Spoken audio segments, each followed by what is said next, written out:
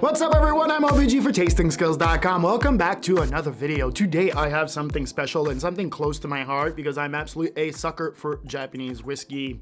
Now I am holding the Iwai Whiskey 45.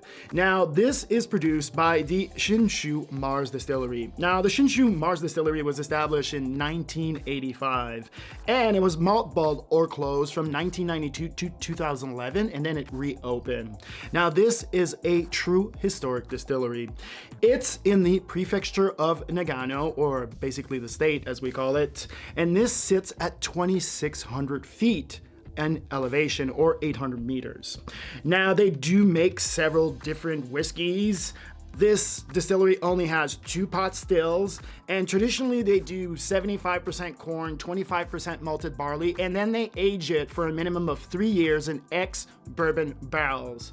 But there's a lot of really old vintages and crazy stuff out there, and if you want to understand more about all of these crazy Japanese whiskeys, well, I've put a link up there or below if you want to go check out my previous video on whiskey porn on Japanese whiskey.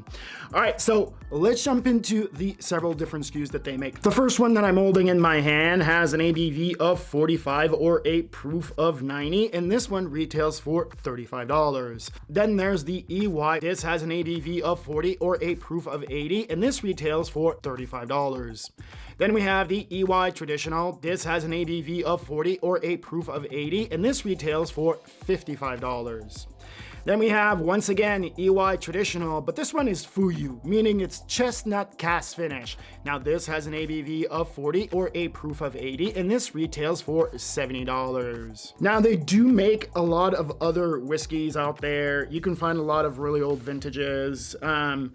It's really hard to find information on this actual distillery. I've put a link below since they are imported by a famous importer that brings in a lot of really cool things.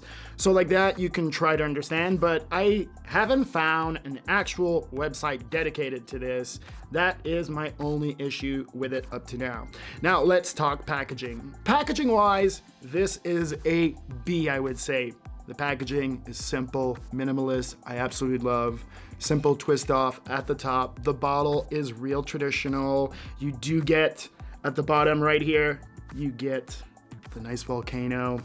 Now, why is it getting a B? Well, my only issue is that you can't really find information on these. Yes, I did find it was 75% corn and 25 malted barley and all the other things, but I just find that we need to understand a little bit more of what they are doing, and if they could put that in the packaging, that this would be easily an A here. But how good is this? Well, before that, do you want to taste like a pro? Head over to TastingSkills.com, put your name and email into the magical yellow box, and I will send you my free 17-page guide to the fundamentals of tasting. Not only that, if you want to get a sexy, sober t-shirt, once you have that in your cart, please put the promo code IAMOBG and shipping will be free since it's on me. All right, let's jump into this Iwai 45. On the color, deep gold. On the nose, a piercing nose. The alcohol just jumps out of the glass. And this really needs a few drops of water to open it up. But once you get past all of that, then you fall into a classic Japanese whiskey that is subtle and delicate, has a lot of fruitiness that comes to you in layers. Yes, you get the classic zesty fruit, the oak layer, some red apples, some honey, caramel, with some beautiful malted barley notes that have licorice hints to it.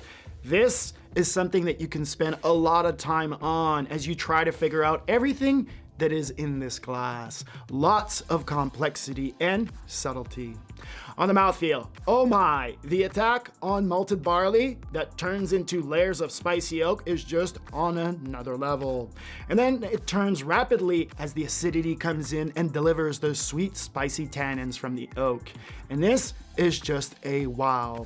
On the balance level, this is a classic. Then the finish comes around and the sweetness of it all slowly melts as the acidity is just kick-ass in here and keeps on giving you layers of spicy oak. This is just a numbing finish. Oh my God, this is just a mind blower. This is so amazing for the money. This rivals pretty much anything out there. I will put this against anything. I am just so taken back. The malted barley on here of the sweet licorice melted with the oak, and just the exuberance of the nose and the finish, just a mind blower. Oh my fucking God. I'm absolutely in love with this. This is a buy. This is a collector. This needs to be tasted by everybody and put against almost anything out there. For the money, these Iwais, they are just out of control. You cannot find anything in the market that comes close to this. Now, I am a huge Japanese whiskey sucker, but this just blew my mind on another level. I absolutely recommend that you trace this down and you try to find anything that they make. It was just an amazing whiskey. All right, that's gonna do it for me. I'm IAMOBG for tastingskills.com. Please remember to give it a thumbs up since you can't give it a thumbs down anymore. So stupid, YouTube. Get your shit together. Otherwise, let me know in the comments what you think since I'll be living down there. Don't forget to subscribe, share, tell all your friends. And like I said, I did do a previous whiskey porn on Japanese whiskey. So if you want to understand a little bit more about all the craziness in $20, $30, $40, $50, $60,000 bottles of whiskey, well, that will be in the link below. Otherwise, my friend, please remember, stay sober. Peace.